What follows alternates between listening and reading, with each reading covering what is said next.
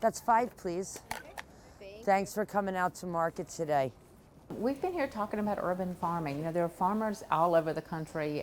We think about traditionally them being in rural areas, and a lot of them are, but there are also farmers right here in New York City, of all places. Krista Harden, how are you? Nice to meet you. We visited a market this morning. Even in kind of a cool, damp morning, there were a number of farmers there selling produce from as far as 3 hours away, but also some local folks. Thanks so much for you. And we sell here because we live in a very rural area. So the only way for us to do business is to bring our product to New York City.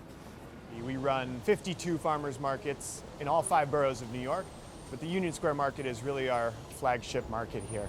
On an average Friday in September, we can have upwards of 400,000 people walking through the farmers market. What a great meal that would make. I know, it's impossible to come to this stand and not buy it. All producers that sell at the market actually attend the market, enhancing that relationship between the New York City general public, shoppers, and agriculture, rural lifestyles. What is it like? It's fun and it's interesting. I love being able to meet so many different people. Hi, how are you? Good, how are you? I'm well, thank you. From so many different backgrounds who want to be educated on where their food comes from. And people value that and they understand that. There's a transparency and a relationship in a farmer's market that doesn't exist in other retail food locations. Okay. This is Union Square. Union Square is considered the top market of the country. You do think about it like, why do you do it? I mean, we're fully invested. I've invested my whole life into the farm. I was a New York City iron worker. I used to build high-rise buildings. And I took all my annuities, all my savings, and I had a passion. I wanted to do something upstate New York, farm, and I said bees. We work many, many hours. We work sometimes 20, 21 hours a day. But we know that we're doing a good thing. We're keeping the bees alive. No bees, no humans, no food. And we keep this in mind every day, and that's what keeps us going. That's what keeps us to continue this business. Oh my heavens. I've talked to a lot of women farmers about how they got involved in agriculture.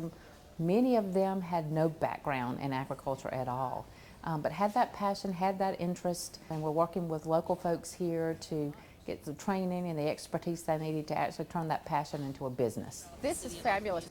If we don't push agriculture in every aspect, not only dairy, but you know, the black dirt farmers, produce, vegetables, fruit farmers, we're not going to have a farming community in this country anymore. We're really not. And we named our farm Back to the Future Farm, and that's exactly what it stands for.